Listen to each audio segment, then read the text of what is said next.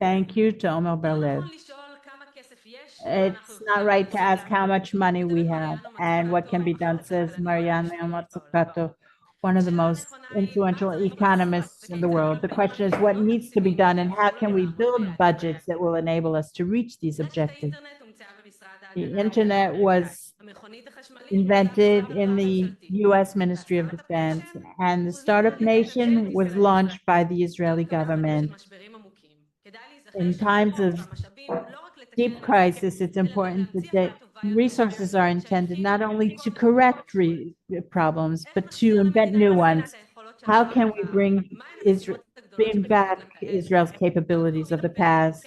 Dr. Miki Peled, a senior researcher of the Berl Katznelson Foundation, will discuss this with Eli Cook, Dr. Ruth Marziano of the Hebrew University,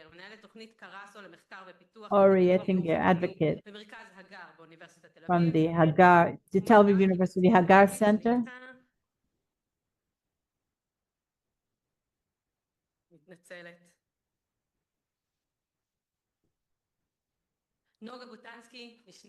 Noga Batansky, Deputy Secretary General.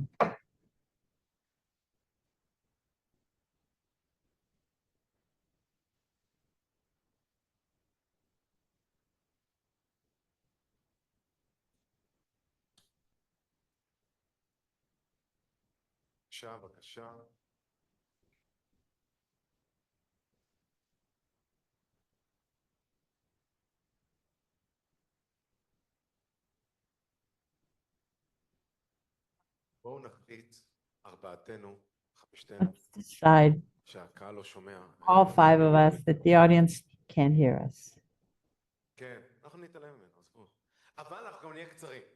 But we'll also be brief.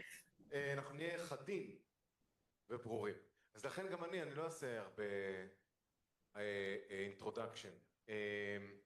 אני רק אגיד שאני רוצה רגע לחדד את הנושא שלנו. I want to drill down on our topic. The reason that I wanted this to be the topic, I'm not too nostalgic, is because I have this book by Mazzucato called The Entrepreneurial State. And every time I open these books, I remember I have a childhood memory that I think is true. I think maybe I was 13 or 12. I remember there was a strong wave of immigration from the USSR. And I remember Arik Sharon, the Minister of Housing.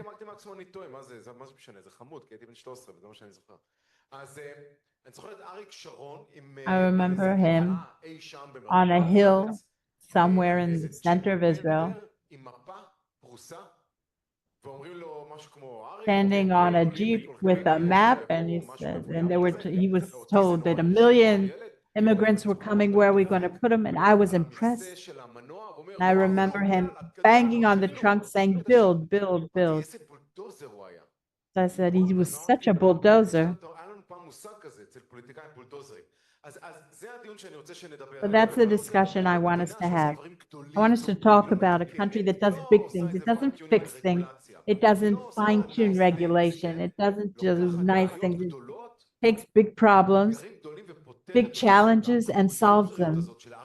I want that bulldozer character of Arik Sharon.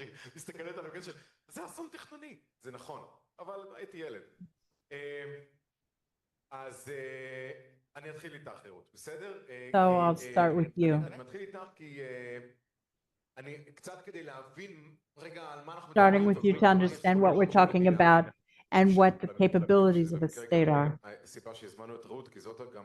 And that's why we invited Ruth, because it's her specialty. So let us know if Israel has the ability to do big things.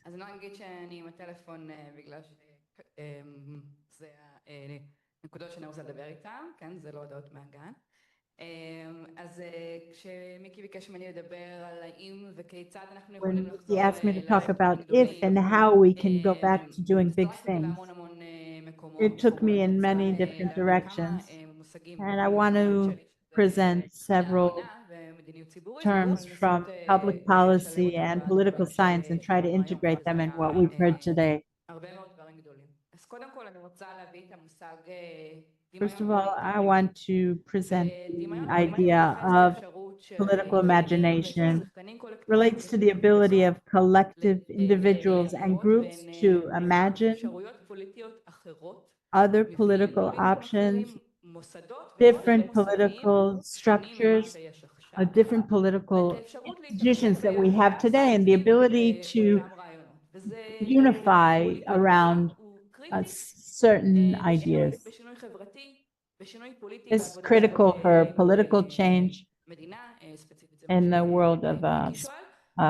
state. ואני אומר שכשלימדתי את המושג And הזה I בכיתה, remember that when I ושאלתי taught רק this לפני term in class, באוקטובר, it was שאלתי before October את 7th, הסטודנטים I שלי asked my שתי שאלות. students אחת two הייתה questions.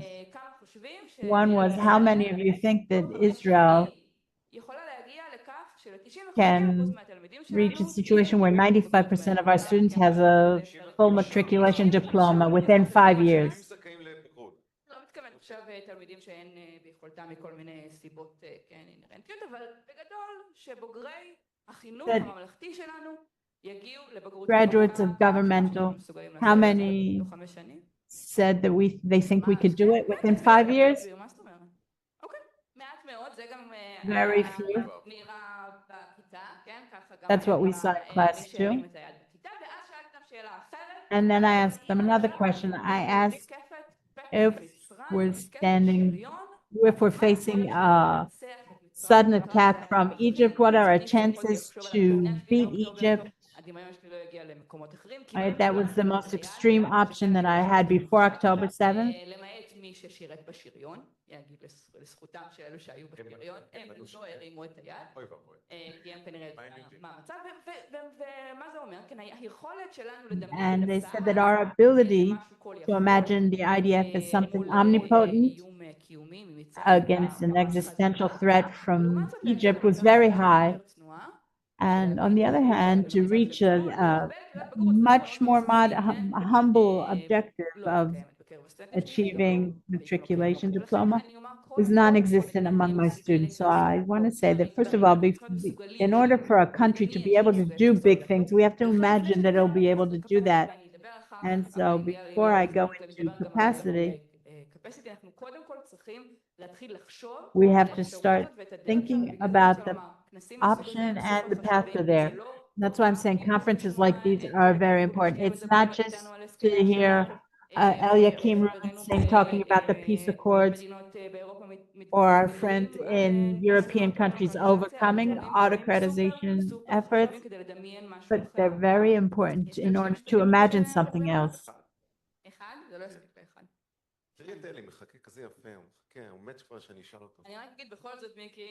Just say, Mickey, that we're already in a situation of a government that can do big things. It does big things, horrible things.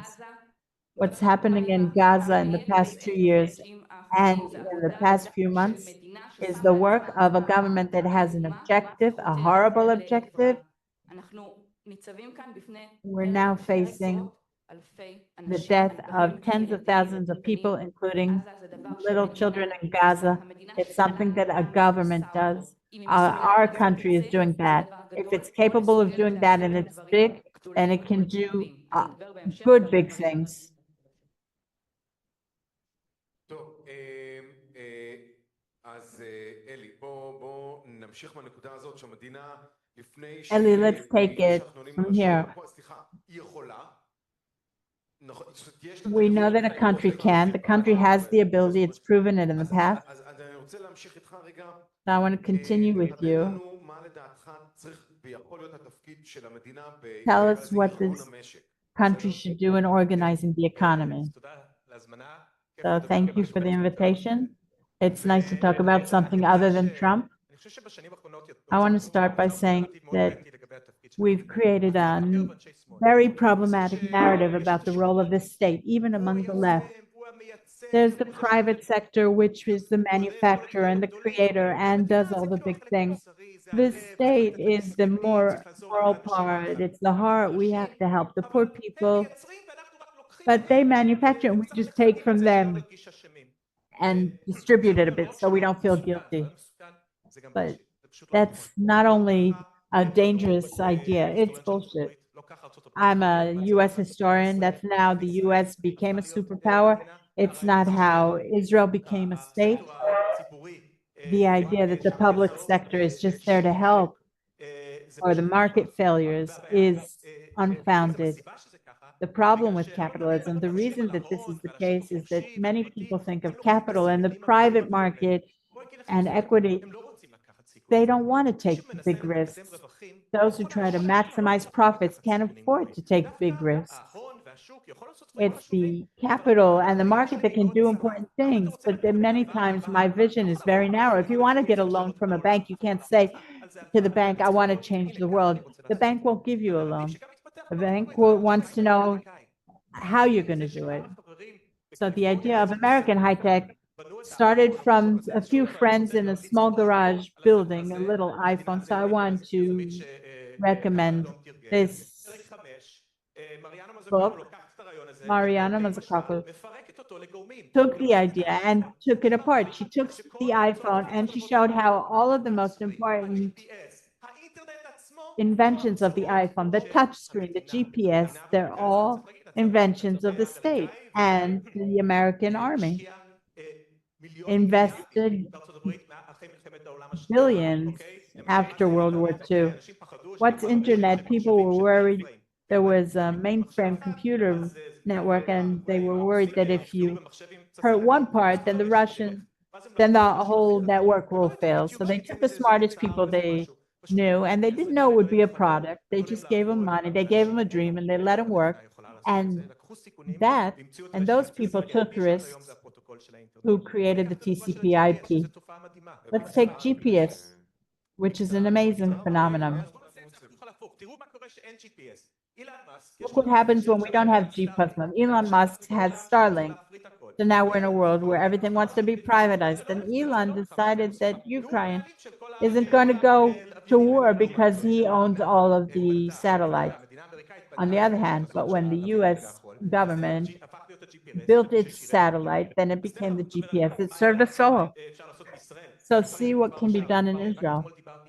Even yesterday, I just spoke to someone who said that only 10% of the people return to Metula. It's not the free market that return the people to Metula. The North won't be built by entrepreneurs unless the country comes, government comes, takes risks, makes big investments. That's the only way we can rebuild this country. That's the only way it'll happen. And they talked about political imagination. Right now, the only political imagination we see is interest games. The interest goes up, the interest goes up. The banks will do everything. The banks won't do it. There's a tendency to think that capital thinks big. Capital thinks big, small. We have to think big, otherwise the big things won't happen. So, I want to talk about the cost of living, but through the prism that you're in charge of, which is the cost of housing here, which is very painful to us all. Over the 20-something years that I've been in economics, I'm asked what's happening with the cost of housing. So everyone said that the government has to increase the supply, but it didn't happen. But in the past year, supply has increased, but prices have also gone up. So I'm really asking myself what needs to be done. Maybe we have to go back to the days of Sharon where he knocks on the trunk. I wouldn't go back there. לא ניכנס לאתגרים התכנוניים ומה קרה שם, אבל לא הייתי הולכת עד לשם. אבל בהחלט לחשוב. But we definitely have to think about creating solutions that are other solutions. Because for over a decade, all governments have been applying the same solution, increasing the supply, increasing the supply. So they establish a committee that circumvents or agreements, umbrella agreements, because there are a lot of barriers. But local authorities don't want residences because it's not worthwhile to them. So they're trying, so they're given benefits and incentives, but it's all about increasing the supply. So what we see is one size fit all neighborhoods, huge neighborhoods that all look the same. You could be in Rosh Hashanah, Gedera, or Beersheba, and you don't know where you're at because everything looks the same.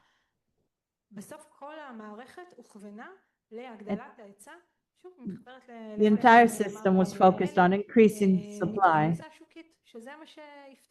taking a market perspective, saying that this will lower the prices of housing.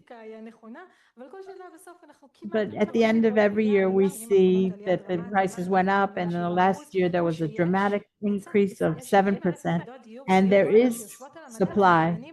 There's 70,000 residences on the shelf. They're not lowering prices, contractors, but the paradigm isn't changing. And if you want to think of something big that the government can and should do, is to try and change and introduce solutions that are not just increasing the supply. I would like to elaborate on that, but I want to see if I understood properly.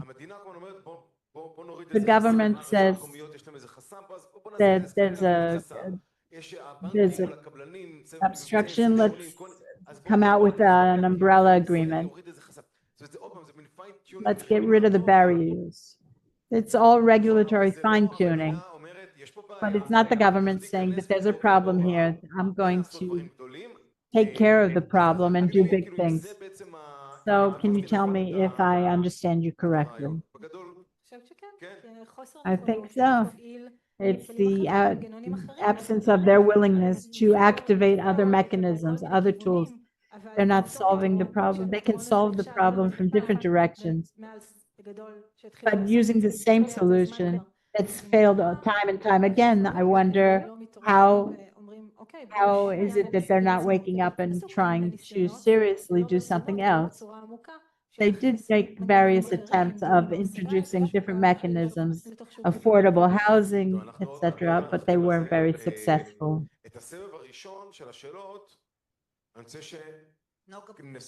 לא, אני יודע. לא, מה שאת לא יודעת זה אני לא, זה קטן לי הכתב. אז אני רגע, זה לא השם שלך, זה אני רגע מנסה, פשוט לא נעים לעשות ככה מול כל כך הרבה קהל כזה גדול, ואין לי מולטיפוקל. כן, אז זה. אבל הנה, כשאני מרחיק אז אני רואה. קלוני נחשף פה בפני כולם. לא, אני יכול לעשות את זה בעצמי, וזה בסדר. אז we started very high from Reut, and we got to residential. And with you, I really want to drill down to the field.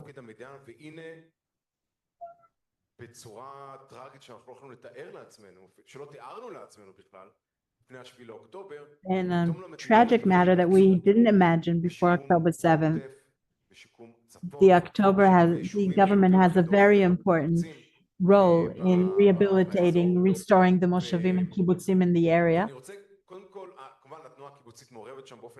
Of course, the kibbutzim movement is very involved there, but I'd like you to give us a review.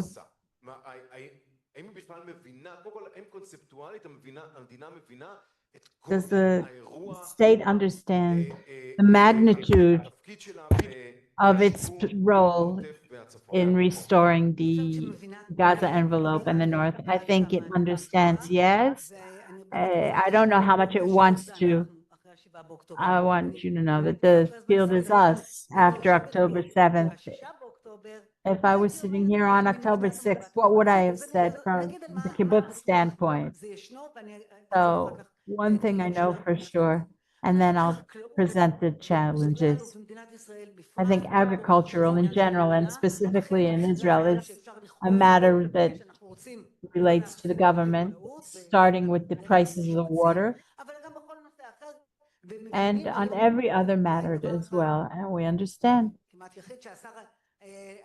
Maybe the only thing that the Minister of Agriculture is the Minister of Nutritional Safety, that we can't leave it up to import only. We have wonderful farming here in Israel, and I was pleased to hear from the Eshkol local council that 97% of the fields are being cultivated, even after the army and everything.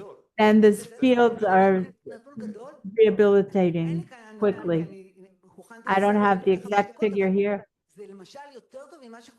but it's better than what's happening up north, because the Iftach apple orchard that was burned by the missiles was completely destroyed.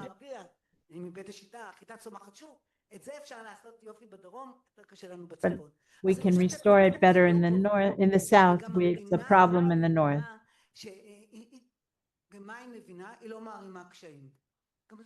But the government doesn't, what it understands is not making problems.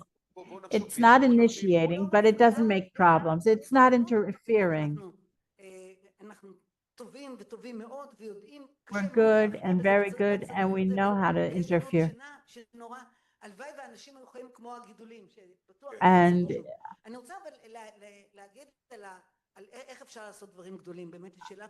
I want to go back to the original question of how things can be done in a big way. We learned one important thing. Brecht said it, that even new he uses old forks, but sometimes going back and doing big things means going back and believing in what we did in the past. Apparently, there are hundreds of youths who are willing to come to the kibbutzim and work. They were never in kibbutzim for 30 years. There weren't Nachal groups in kibbutzim. But it hasn't happened in 30 years. Kibbutzim didn't want it. But now the government still has the old tools, will be able to attract, we're hoping to attract 20 groups of youth up north and down south. And this is where we need its help. We don't have much more time, but this conference is about hope. And it's important that we talk not only about failures, and God knows there's quite a few, but that we offer tools and ideas of dealing with the big issues. Tell me two big things and say, this is what the government has to do.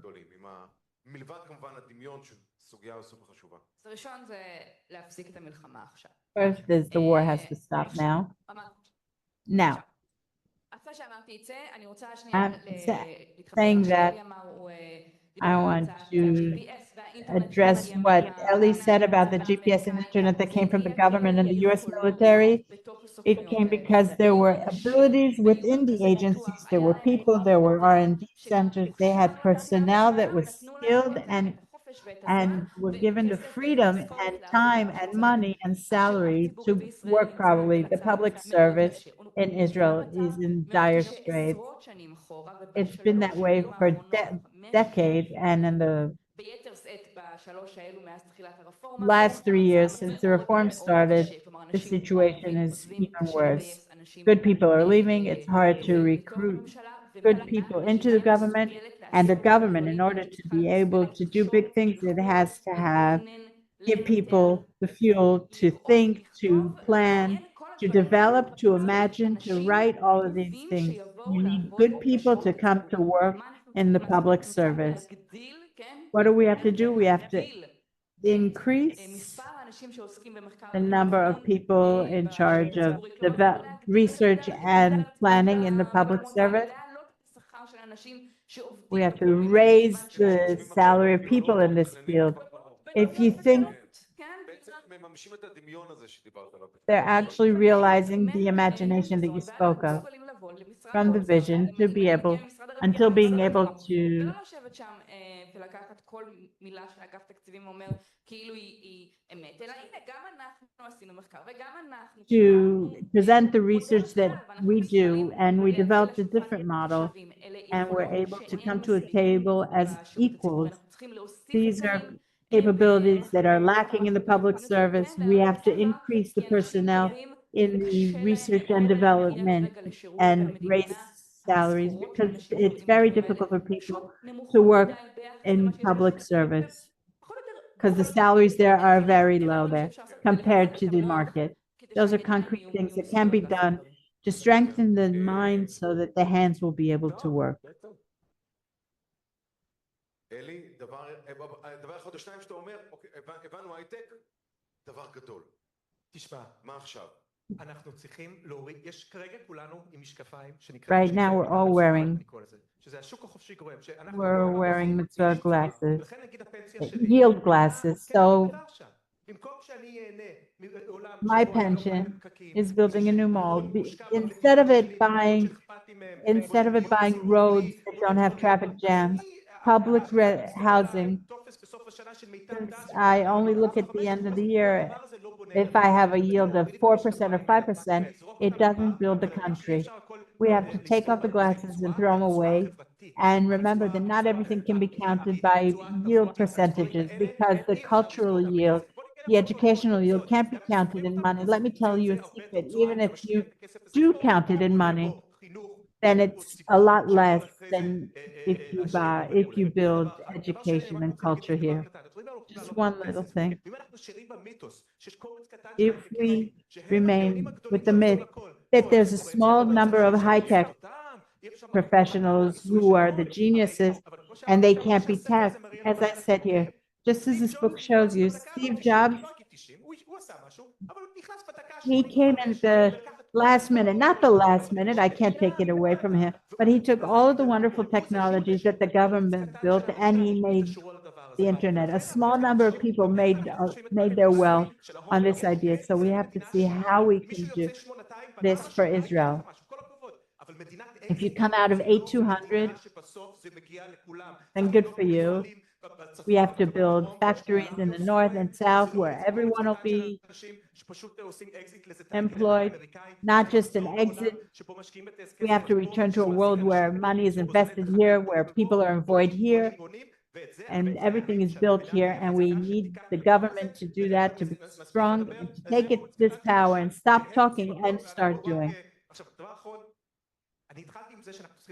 I started with that we need to shift in the country, not only helping the poor people. We have to help the poor people. It's important, but the government can't only be a welfare state doing it. If we really want a rich state, a wealthy state, we have to build, and then there will be more for everyone. שני דברים שיגרמו לכולנו לשלם פחות על דיור. תעזרי לי, אורי. Two things that'll make us pay less for housing. First of all, diversify our housing market. We have two main tools. All of the rest have been neglected.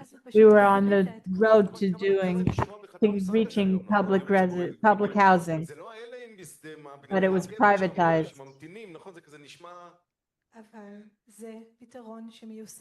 But it's a solution that's implemented in all countries of the OECD. Cities have lots of houses that are intended for public housing, but they were privatized. Affordable housing is also, real affordable housing is also a solution. It's an important array. Will provide an alternative to private rental and will empower tenants in face of the landlords. We have the lowest regulation of OECD countries in the rental market. Lessees here are left to their own resources here, are neglected here. When you talk about public housing, give me numbers of residential units. What we have today? או דיור בר השגה, או להיות מעורבת בבנייה של דיור בר השגה. How much the government has to כדי build שאני אשלם פחות על המשכנתה, סתם לצורך in order for me to pay less on my mortgage. הילדים שלי ישלמו פחות. היום יש סדר גודל של פחות מ-60,000 יחידות דיור There are less than 60,000 public housing units. Waiting periods can reach up to 8 years depending where. The inventory has been eroded over years. I can't tell you how much we need because it's a solution for a certain segment of the population. What about affordable housing? 10,000, thousands of units. How many were built in 2024? Just a very few thousands. And also, it's not really affordable housing like I'd want to see. It's not intended for the middle class, definitely not for the lower class. It's very difficult to reach there. It's a very difficult array, and the Ministry of Finance has deserted it. The other thing I wanted to say is that believe in local authority and give it the tools for all matters relating to public housing, affordable housing. It's the local authority that makes the decision. They see their disintegrating populations. They see that they don't have teachers and they don't have social workers and they don't have kindergarten teachers, and it's a problem for them. So you have to listen to their need and listen to the solutions that they offer.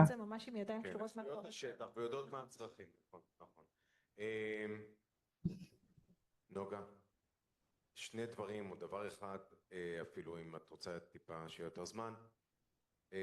אז בואו נגיד דבר אחד, כי מאותתים לי פה בקטע של, סליחה, הכנס הוא לא לכבודכם, זה כזה, מאותתים לי את זה פה. אבל בסדר. אז דבר אחד גדול, שאת אומרת, זה מה שהמדינה צריכה לעשות. What's the one thing that the government should do in your context? I would like to say to encourage us in community life as much as possible, because we understood that it's not the problem, it's the community. Where there's a strong community, where there are people who believe in their life, they invest inwards what happens in our world. So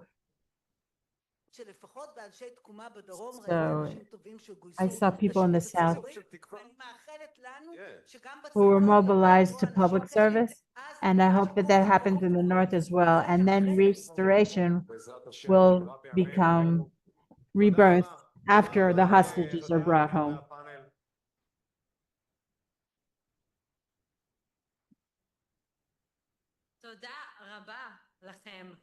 Thank you very much. We're now starting the two last segments of the day. I'd like to invite the people in the back.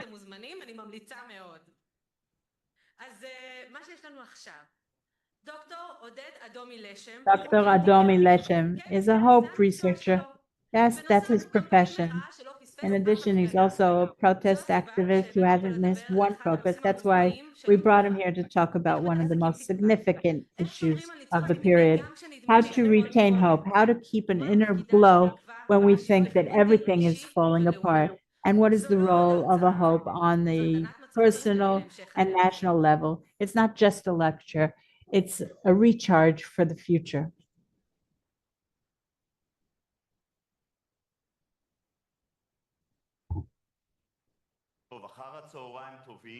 Good afternoon. I'm glad and excited to be here. My name is Oded Adomi Leshen. I'm a senior researcher at the Hebrew University, and for over 10 years, I've been researching the amazing but highly elusive phenomenon of hope.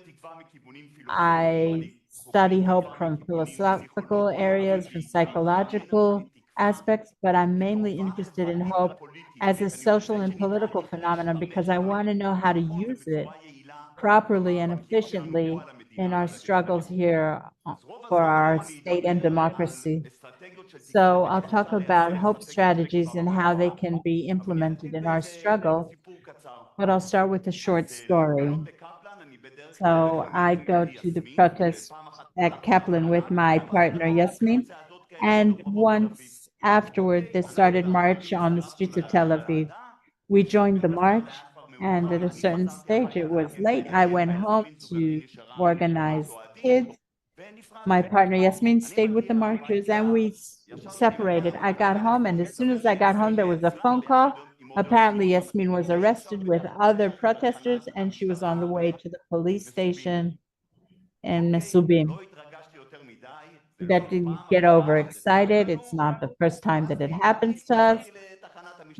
I packed my bag and I went to the police station in Mesubim to join the protesters outside of the police stations. I don't know if you know, when there are arrests, there's always a demonstration that's there to support the protesters inside. So there are two kinds of songs and slogans that the protesters call. One is encouraging and supporting the protesters. The rioters are heroes, and the other one is songs that denigrate the government and police. So the question is, what do you sing more? So let's have a vote. Who thinks that most of the songs are songs that encourage and support the protesters? Not many.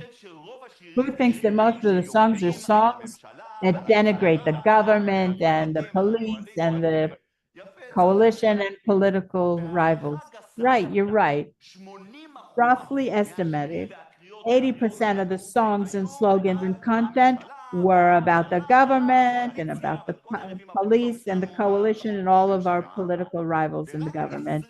And only 20% were songs that encouraged and supported the protesters. That tendency to deal with our political rival instead of dealing with ourselves is a phenomenon that appears everywhere. Here's another example. Let's say we had a terrible week. Let's say hostages, victims. What do we do at the end of the week? We go to a demonstration. What's the first thing we'll see at the demonstration? A huge clip showing our political rivals. The clip ends, the lectures start, the speeches start, and what do they talk about? They talk about how much our political rivals are ruining our life. They don't talk about us, about our vision, about our values, about our heroes. They hardly talk about that. The speeches end, and we go to the stickers stand. 80% of the stickers are with the face of our political rivals, and only very few have to do with us, our values, our heroes. And it's not just at riots, at protests. Let's think of social. The terrible and bad words said about our political rivals in the government and Knesset. They fill our social media, our websites, our campaigns, and our media. Roughly estimated 80% of the content that we create is content about the political rival, and only 20% is about us, our values, and our principles, except, by the way, Haaretz, where it's 90% or 95% about the political rival and just a bit about who we are and what we are. This tendency is very problematic because what it actually does is that it gives our political rivals, it lets them control us because they control what we're talking about. They control what we'll look at. They control what we'll be dealing with. They actually control everything. It's important to say that you have to talk about the political rival and the horrible things they do to us also in order to create rage and anger, which are very important to any social change. But I want to suggest or present two examples of why this obsession with the political rival is very harmful to the struggle. One has to do with the public discourse. If we're constantly involved with our political rival, if we constantly criticize him, that we're actually leaving them the role of creating the public discussion. We're letting their ideas become dominant in the public discourse, and we're actually taking our ideas outside of the arena. We're not even putting it into the public discourse. So we're not into the marketplace of ideas. We're not there because all we're dealing with is the political rival. It's a bit like a horse in a cart. The person who controls the public discourse is the horse, and the one who criticizes him is the wagon. But a wagon can never be first, it will always be behind the horse. So even if our criticism is very efficient and important, it can never be, it never lead. You can't lead a struggle without an idea. The second reason is that over dealing with our political rival is horrible, is that it's annoying. It lowers your morale. It's annoying to see them everywhere. It's annoying to hear their lies everywhere. It's annoying to see how they're ruining the country everywhere. It's just annoying.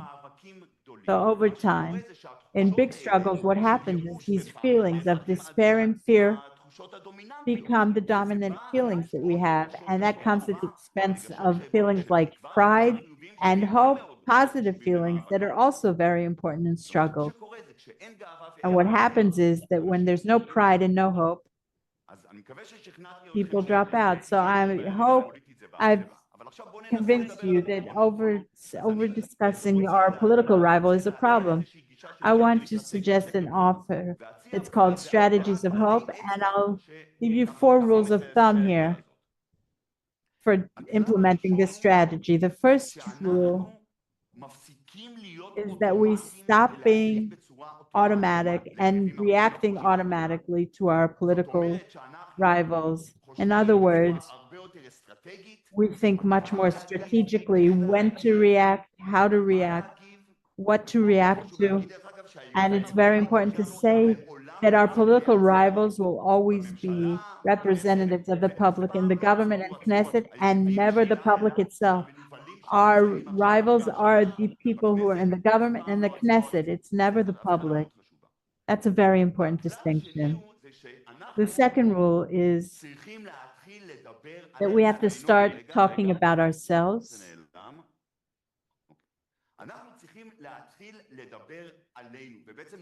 We have to start talking about us and turning over the ratio and giving more weighting to us, to our dreams, to our heroes. We have to start talking about us. The third rule is that when we talk about ourselves, we have to do it in a place that is in a way that's inspiring, not only intellectual, but that's elevating, that celebrates our ideas. That's the third rule. And the fourth rule is that when we do talk about the political rival, we have to do it in a small way and to enclose him in our story, in our narrative. We start with who we are and why we're here and what we want. We end with who we are, what we want, and who our heroines with. And in the middle, we place our political rival. When we start doing that, over time, the public attention will start to focus on us, of what we're saying and what we do. And then our political rivals will be in the position to respond. And then they'll say they're talking about separating state and religion. And we'll say, yes, that's what we're talking about. They'll start saying, look, they're talking with Arabs. We want them to say that. And they'll say, look, they're talking about peace between Israel and Palestinians. That's exactly what we want to happen. So implementing the strategies of hope over time will help our struggle. And I want to give you examples from the past where we knew how to use strategies of hope. For example, the whole idea of appropriating the flag and the Declaration of Independence is a strategy of hope. Why? Because we take our idea, we celebrate it, and we take it all the way. Another example, a few weeks ago, there was the public conference on peace in Jerusalem. We took the idea of peace and appeasement and celebrated and elevated Binyana Uma, 5,000 people. It was a huge happening. We celebrated it big time. That's a strategy of hope. Another example, a group like Stand With Us, they're amazing. Then they're talking about, they talk standing together. They talk about occupation, but always they headline Jewish and Arab partnership. They celebrate it. They're not ashamed of it. And that's leadership with strategies of hope. So we have the option to do that. And in closing, I just want to go back to the police station at Misulim. And what happened at 2 a.m., we were there with the protesters who arrived at 2 a.m. The Knesset, Gilad Kariv, Knesset member Gilad Kariv. Gilad Kariv and Naama Lazimi are very familiar with the police stations. I don't know if they're here or not, but they're amazing. They know it there because they always come and try to get the protesters who were arrested. Yesterday, Gilad Kariv was there until 2 a.m. with the 58 heroes who went into Metzudat Ze'ev.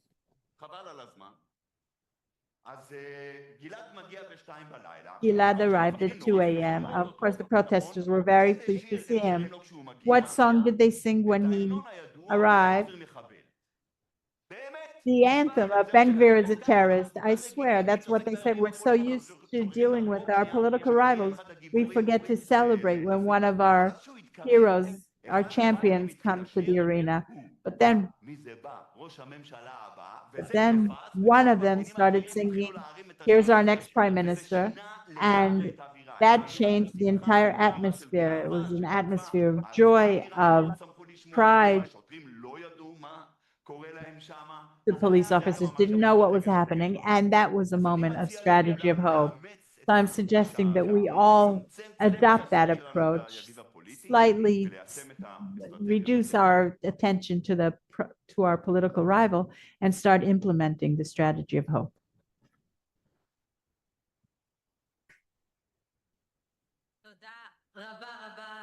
Thank you to Dr. Oded Adomi Leshem for recharging us. This is the last part of our conference with a special moment. Building hearts, past, present, and future. Songs and discussion of the homeland. Maya Kosover and Mukitzor and Talia Danzig, musician and granddaughter of the late Alex Danzig, hostage in Gaza. If there's something that we've learned today, that in light of all of the crisis, we have the power to rebuild, we have the vision to a better future, and we have each other. Building hearts, past, present, and future.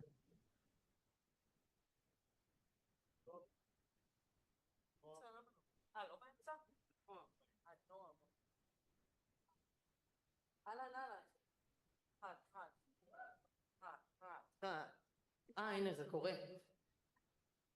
אני אפתח ואומר שהרגע הכי משמח שהיה לי בשבוע שעבר זה שההורים שלי the best minute I had yesterday was that my parents saw my picture in the paper between Yair Golan and Mansour Abbas last week, and now I can retire. We're meeting today for a multi-generational discussion. I'm Maya Kosover, mainly on Con 11 and Con Skits. I'm part of the team that creates one song skit.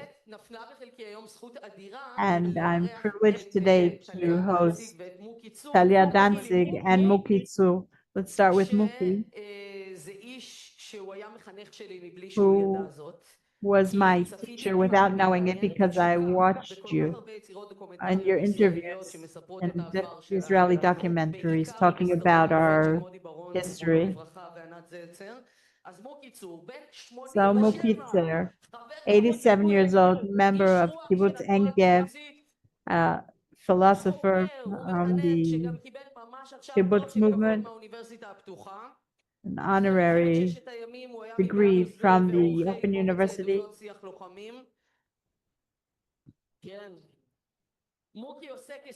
Muki, for decades, has been talking about memory, identity, and hope. And hope is not a feathered cap. That's a book he wrote. And I wrote a new booklet that he wrote. And Talia Danzig,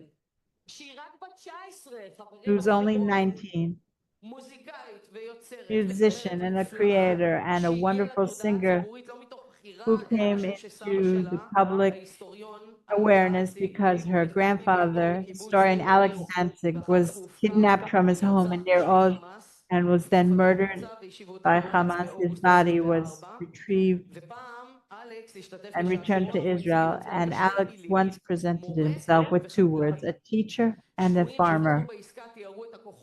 Hostages who returned described the strength that he gave them when he taught them history in the tunnels. And it is this man who made Talia not read books because he used to tell stories much better than the books could tell him. So we'll start with a song that's called Fill Our Barns with Crops. הוא הבן של הסולן של הגרובטרון. אוקיי, אז הנה זה מתחיל. מלאו הסמן עובר.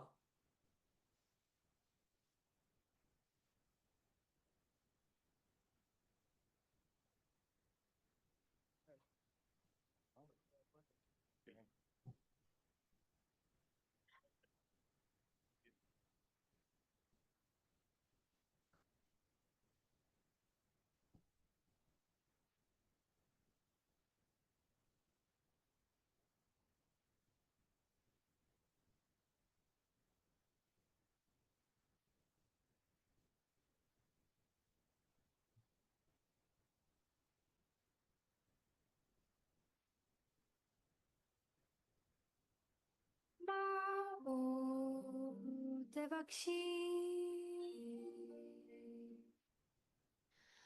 מה תבקשי מה תבקשי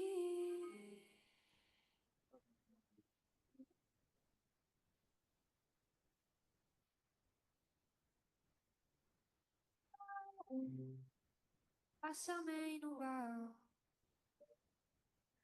ויקבנו יין בתינו מין הומים מתינוקות ובהמתנו פורה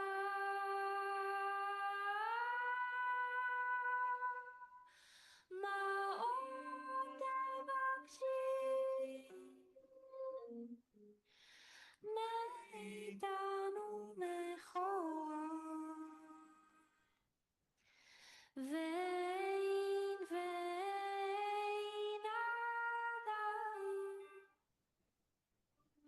מה עוד תבקשי מאיתנו מכורה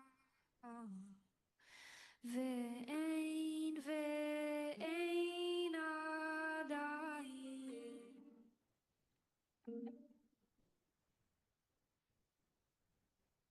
מה עוד תבקשי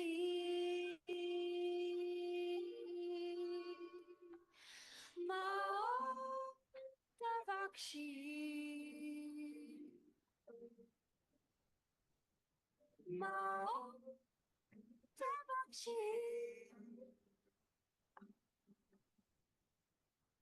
מה עוד תבקשי מאיתנו מכורה ואין עדיין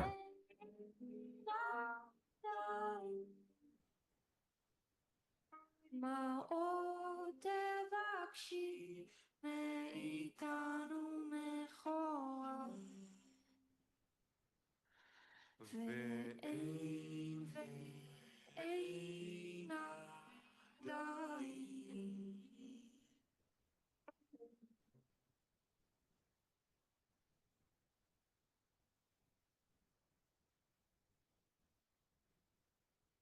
נגיד שוב תודה לאלעד רומם שאיבד את השיר היפה הזה, ונזמין את עליה להצטרף אלינו לכאן.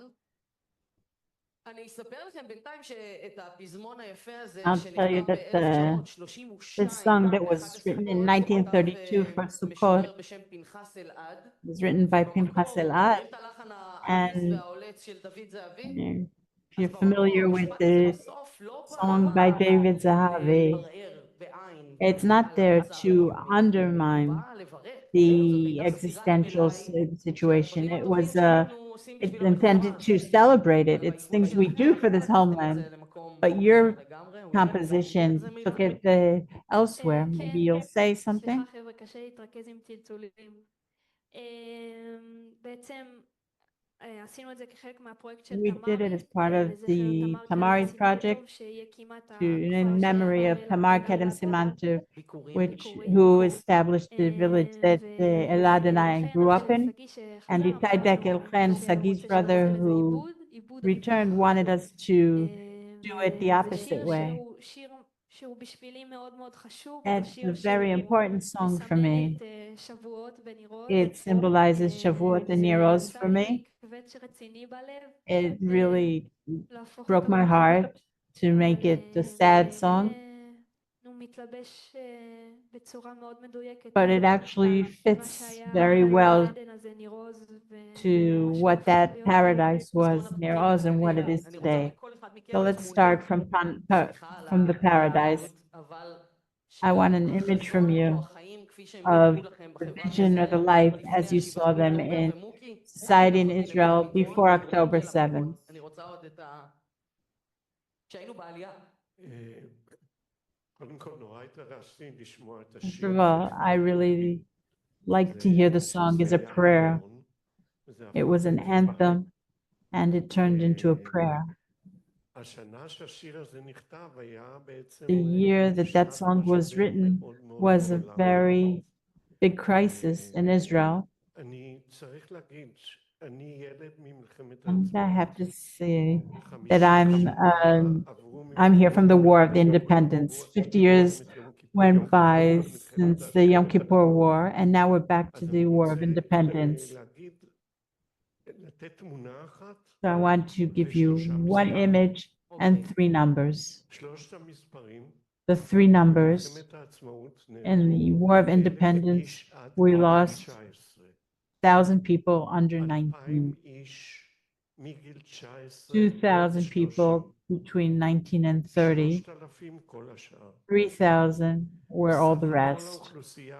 The total population was 600,000 Jews. So think of how many of them fell. The second thing that's important to remember is that in the War of Independence, 62,000 people, Jews were relocated from their homes. We know of kibbutzim that were vacated, individuals who were vacated, but 62,000 were evacuated at the time. Now, an image from my childhood, Jerusalem under siege. By the way, I thought then that the entire Jewish nation was here. I was 9 years old. And I thought that if the Jews aren't here, they'll be here in a week because there's already a Jewish state.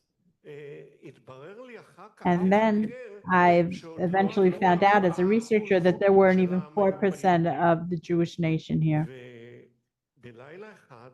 And in one night, after the Saint Simon battles in Katamon, a group of Palmachniks walked down the street where I live, and people came out of their home and sang the Palmach anthem in the middle of Jerusalem. And we stood there, children and adults, We stood at the side of the streets and everyone was crying. And as a child, I don't know why they were crying. Were they cried because they were rescued? Were they crying because of those who were killed? Were they crying because they were children? I still don't know.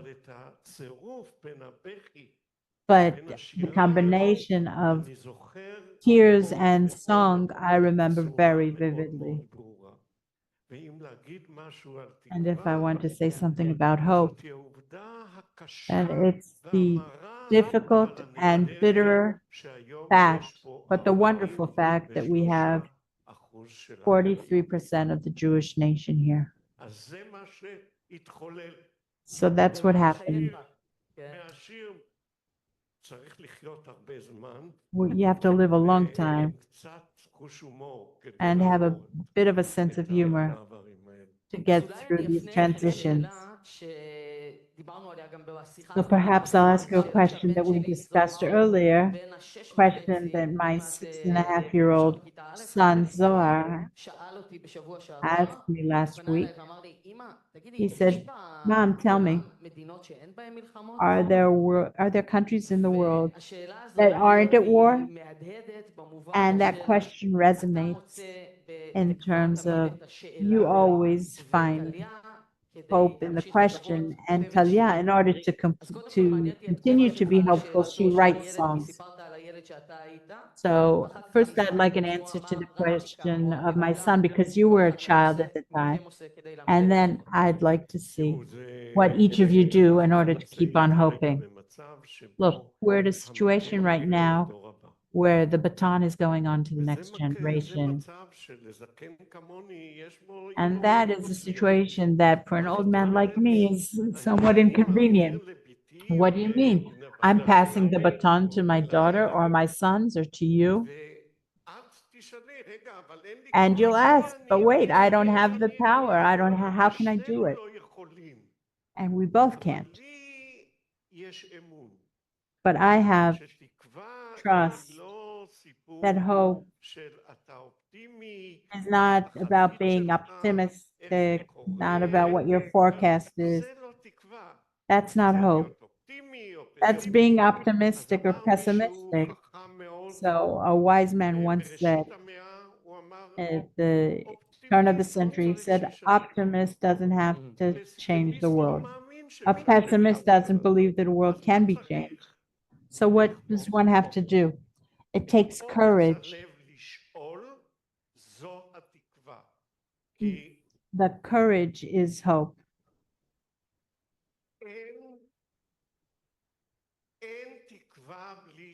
Because there's no hope without question, without a challenge.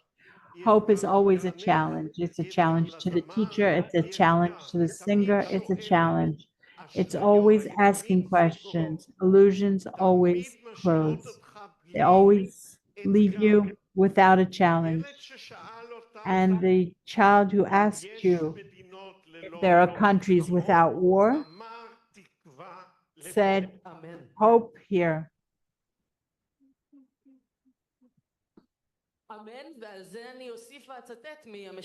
I'll also quote Tirzatel, who wrote that when you grow up, you'll understand, and ended it with an epiphany about the mother who stopped asking questions because after the dialogue between the mother and her daughter, the song ends with, and only I and my answers know the big secret that even when you grow up, you don't understand, you just one day stop asking questions.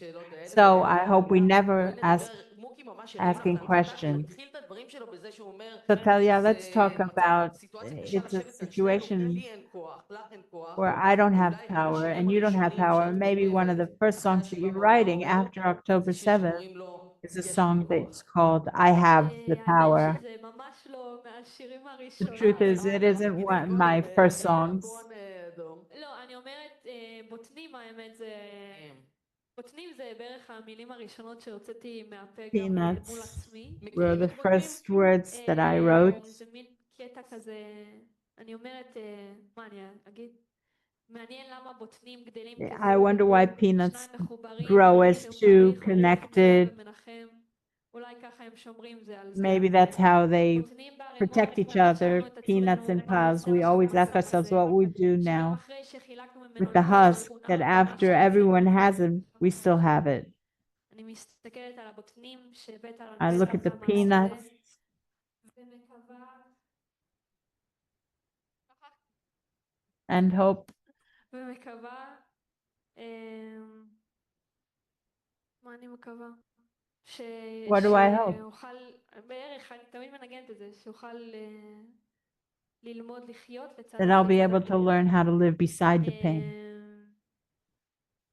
אז זה באמת הייתה סיטואציה So כאילו that was the situation שיצאנו מהבית ואימא שלי where we left the house and my mother, on ואימא שלי instinct, באינסטינקט לקחה את השק בוטנים took the שסבא sack of הביא peanuts that Grandpa gave שכל us. אחד שקרוב לקיבוץ מביא את השק הזה, כאילו הוא מכיר את השק הזה.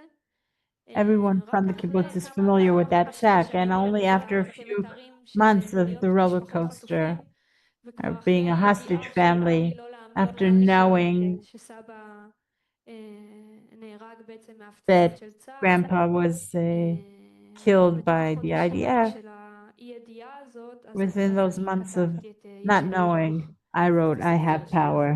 So tell us about the song. The song comes from a place where I said at a family dinner, I said, I don't have any energy. I don't have power.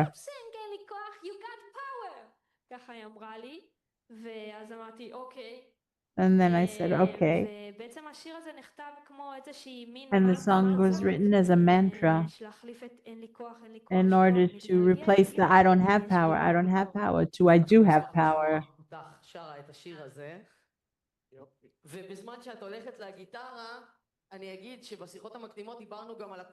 We also talked about the power of art and its role these days. Muki and I talked about Leah Goldbug's article from 1939 where she said, she responded to the claim that she has to write songs of encouragement to the soldiers. Not only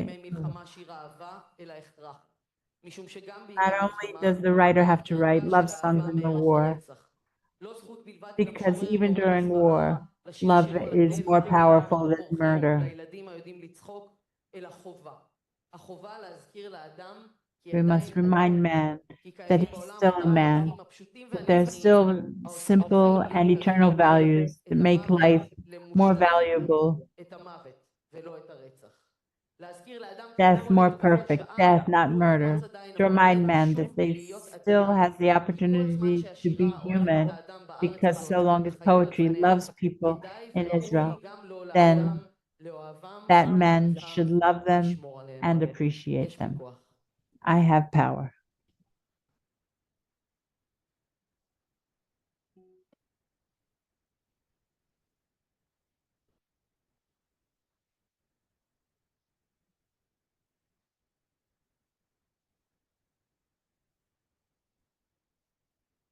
יש בי כוח לשמוע שאתה חוזר,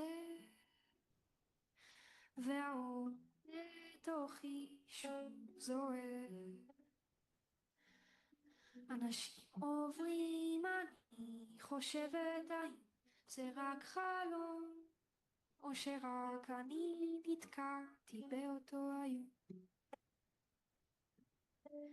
יש בי כוח לשמוע שאתה חוזר, והאור בתוכי שוב זורם. יש בי כוח לראות שכל זה עובר, והטוב על פני הרע מתגבר.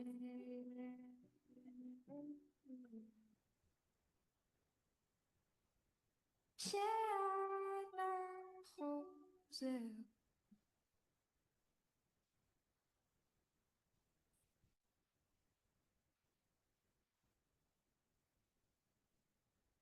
בראש שלי חולפות תמונות בהן אפשר לראות עבר כאן גדול מאוד הותיר כמה בורות בראש שלי חולפות תמונות בהן אפשר לראות עבר כאן גדול מאוד הותיר כמה בורות יש בי כוח עוד לשמוע שאתה חוזר והאור בתוכי שוב זוהר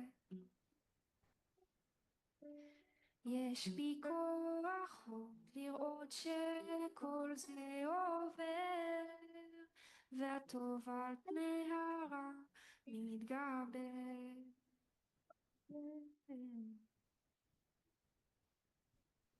והטוב על פני הרע מתגבר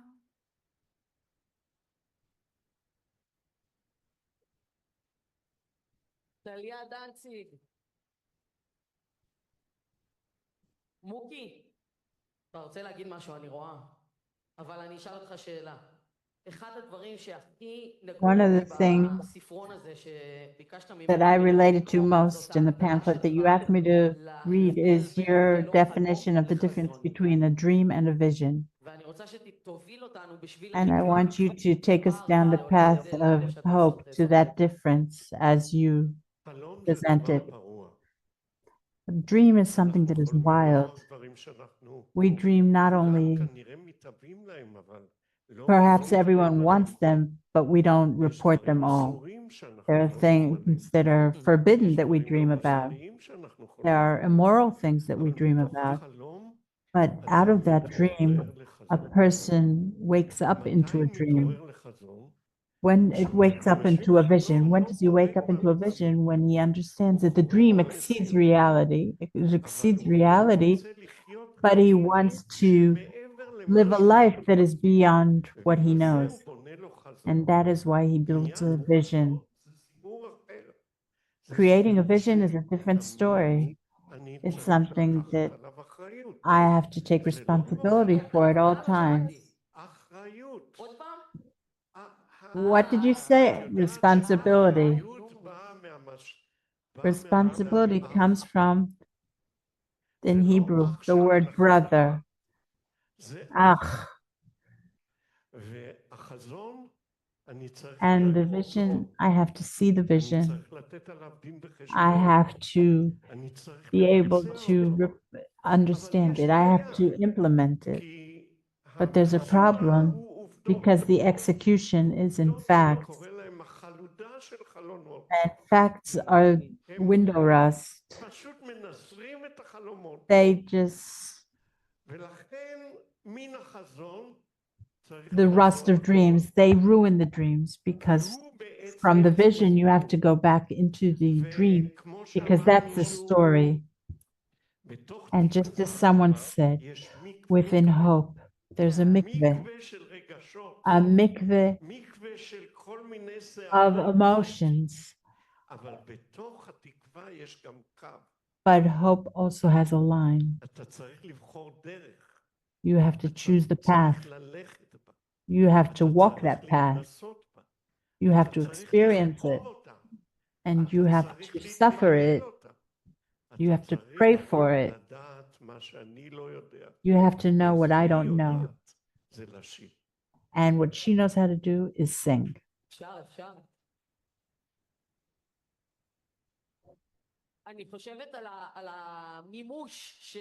I'm thinking about realizing the visions that we create for ourselves, not only as a society, but as an individuals and practices that we try to implement in our everyday life. And I want to know, what do you do in your everyday life that you feel is part of creating that vision or the new לפני זה reality. ציטוט קטן, רק בגלל שהכנתי אותו, ומוקי הזכיר את המילה האסורה, אחריות. אז בפרק לפני האחרון של שיר אחד עשינו על השיר הליכה לקיסריה, חנה סנש, ובערב יום הכיפורים 1940 On הכותבת Yom כותבת Kippur, ביומן שלה, 1940, Hannah Senesh wrote in her diary, I'll start אין חטא בעולם שאינו in the נגמר name of בשנה מתוך humanity. האחרונות, There isn't a sin שבעתיים that's יותר in מאשר כל my השנים. אין sin מה להעניש list, אותנו, even כי more קבוצה אדומה than שמה every נשים year. ביד. There's כולנו no נענשים על reason חטאים to שנדמה punish לנו שלא us. We're all חטאנו ולא punished יכולנו for לחטוא. sins that we אינני רוצה think לומר we שרק הם, didn't do. הדיקטטורים, I want to יכולים say לפעול that שינוי only במלחמה them, the הנוראה dictators, הזו, have caused this לשבירת terrible הרוח war, לחושך to הגדול, breaking our שרק הם spirit, to אחראים this לכל. great מי darkness, that איפה they're only האשם? כל responsible. אחד ואחד Who's לחוד, guilty? אולי לא. Either אבל one, ביחד, each one הבניין, separately, הסדר, everyone together, the המוסר הקיים, building, כל the האנושיות ביחד. structure, אבל the דווקא אלה reality. האשמים ביותר, But אינם it is מרגישים just those who are truly 1940. guilty, they don't feel that. אז איך That was in ביומיום 1940. לוקחים אחריות, או איך ביומיום How do you אנחנו take מנסים responsibility לממש in your everyday את life, or how do you הדבר try to הטוב realize והגדול הזה שנקרא that חזון? utopian thing that you call vision? כן, שניכם. איך אני אגיד, הדבר היחידי שמעסיק אותי The only thing that I think מבחינה about זאת in זה that regard לחפש אנשים.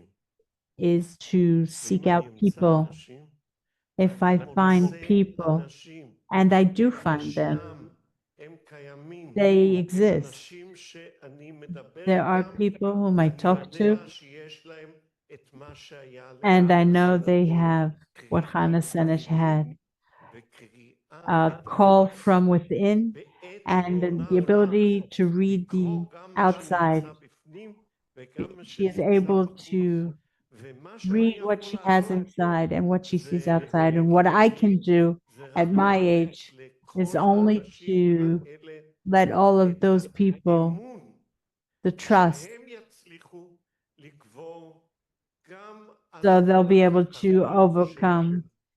our sins. לצערי, זה כך, אנחנו Unfortunately, פה that is how it is. עשינו הרבה, We're a אבל generation חטאנו that did a גם לא lot, מעט, but we've also sinned quite a bit. והמקל עובר And the baton is לדור going שייקח on על עצמו את to the האחריות. generation that will take on the ואני מאמין שמה responsibility. שאני עושה, And I believe אני that what I'm מנסה doing לעורר בו is trying to אתה עדיין מלמד, נכון? create hope in them. נכון. You still סתם teach, בשביל right? זה, כמה פעמים בשבוע אתה מלמד? How many a week do you בשיעור? teach? 3, 4. 3 times a week, 4 times a week. וטליה, שגם מלמדת. And ותספרי Talia, את who המנדט also או teaches. שפוגש אותך ביומיום שלך. יצא לי הרבה פעמים כאילו לחשוב על I הטירוף often ולהיתקל thought about the באיזשהו madness גבול כזה של ייאוש ולהגיד and encountered a pit המשוגעים of האלה despair, כאילו יעשו מה שהם saying these רוצים crazy people will do ואני whatever they כאילו want. קטנה מול זה. And I'm לא משנה כמה אני אצרח small in בזה, face of that. מה It שאני doesn't matter אעשה. how much I scream at אבל begging אז בעצם or no אני כל matter הזמן what I do. נזכרת גם במה But then I שסבא שלי remembered העביר something that my לי, grandfather שזה said, הדבר הפשוט של לקום and בבוקר he said, ולעשות simply את wake כל up מה in the שאתה morning צריך. and do what you אם have זה to לעבוד do. את האדמה, If it's להיות to חקלאי, work the אם land, זה be להיות a מורה farmer, למוזיקה, or לשיר be a שירים. music teacher, sing songs. אני מאמינה שהדבר הזה, הפעולה הזאת של I believe that לעשות את the act הדבר of getting שלך up בצורה and הכי doing טובה your שיש, thing בצורה in the best way you לך can, ועוזרת in a לסובבים way אותך, that enriches you and helps those around you, I believe it creates שורשים, a פועמת, ממשיכה את השורשים network שלה, of roots, שזה continuing our מה roots, ששומר עלינו וזה מה שישמור עלינו and that it בכל protects הטירוף. us and will continue to protect וזה us מה against שאני all of the נאחזת madness. בו, ואני That's באמת what I hold מאמינה on to. שאני אעשה את הדבר שלי, And I לעצמי, believe that I'll do my למעגל thing, I'll do good for my וזה מה circle, ידביק שישמור אותי. את השאר. and אני that חושבת will שעשית protect קורס me. מיוחד של מערכי שיעור שנוגעים לשירי מחאה והכוח שלהם בעולם. Is it איך true that התלמידים הגיעו you לזה? learned how about protest בעיקר songs? אנחנו מדברים Absolutely. My על students like it. הגזענות של השחורים בארצות הברית, We're ובעצם mostly אפשר talking ממש about לראות את the הכוח של racism in the מוזיקה US, the להשפיע. songs of racism in the US. אבל היה Because גם that's how we can מאיר see where it אריאל, made an impact. ארץ But there was נהדרת, also מדינה Mayor נפלאה, Ariel. והרבה דוגמאות, ואני מנסה, There were a lot of כן, examples. זה גם חלק מאוד עיקרי וחשוב It's במוזיקה also שלי, part of המחאה. a very important אז part of my music, to זה מאוד protest. מעשיר אותי לראות Oh, it enriches איך me מוזיקאים הצליחו to see לשנות how בעזרת musicians were השירים able שלהם. to make change with their songs. חזרתי בעצם להיות מדריכה I'm back to באוניברסיטה being אני an גדלתי. instructor at the boarding school where I grew up. אנחנו נסיים את המושב הזה I will end this session בדברים היפים שהם אמרו, with the ובעצם wonderful words that they said and with this faith in this ונשיר in אולי כולנו humans. ביחד, יחד עם And טליה, perhaps we'll all sing with המנון Talia שכמעט התחרה בתקווה, an anthem that והציע אותו almost ב-2004 להחליף את competed with התקווה, Atikva. וההצעה הזאת לא התקבלה. להפך, הגיע חוק ההמנון אחר כך כדי לקבע את המעמד של התקווה, אבל כתב אותו בחור צעיר, But it was written by a 19-year-old ותשאיר אותו at the היום. time, Shol Chernychovsky, and it'll be sung by a 19-year-old who is the current generation and the future generation. אני מאמין, שחקי שחקי.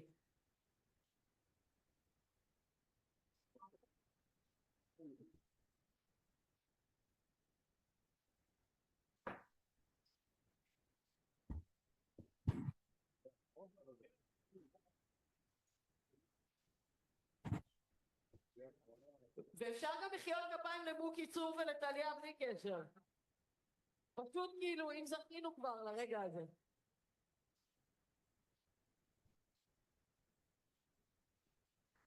שנייה,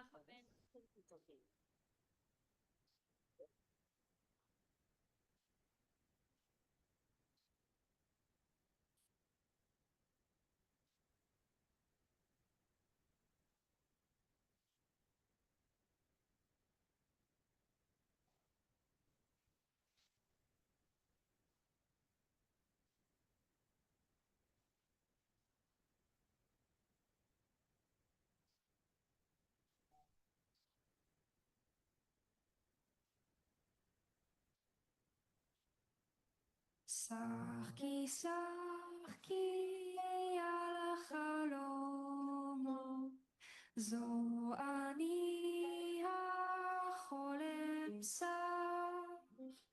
שחקי כי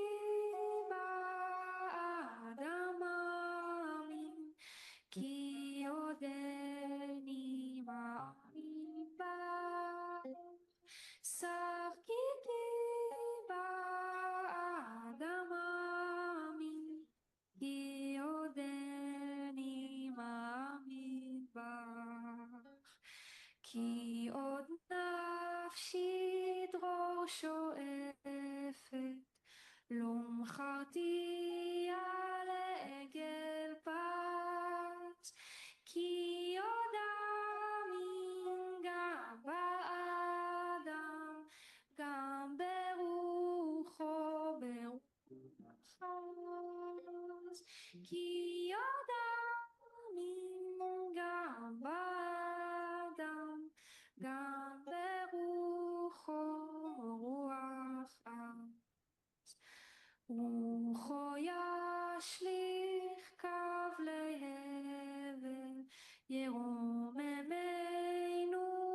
בונתי עם, לא ברעב ימותו ודרור לנפש פת לדם, לא ברעב ימותו ודרור לנפש פת לדם.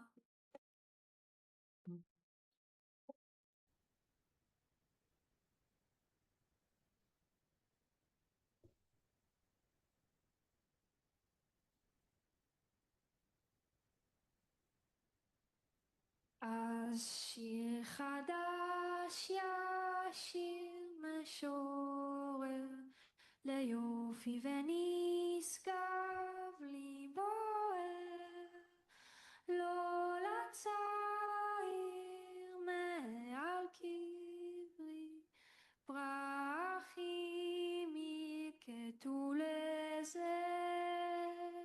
לא לצעיר מעל קברי, פרחים יקטו לזר. שחקי שחקי על החלומות. זו אני החולם שחקי באדמה מין, כי עודני מאמין בך. שחקי באדמה מין, כי עודני מאמין בך. טליה דנציג, מום ייצור לחיי שיר חדש ולחיי ישראל דמוקרטית.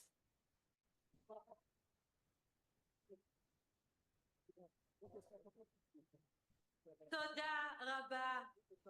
Thank you very much to you. And thank you to all of you for an enriching and fascinating day.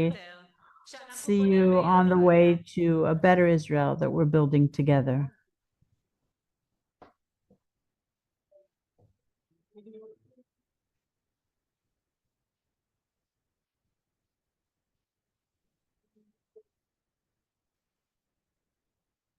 Thank you everyone who joined.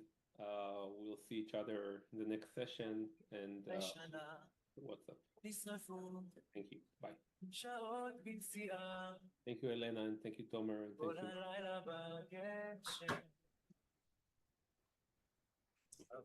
you.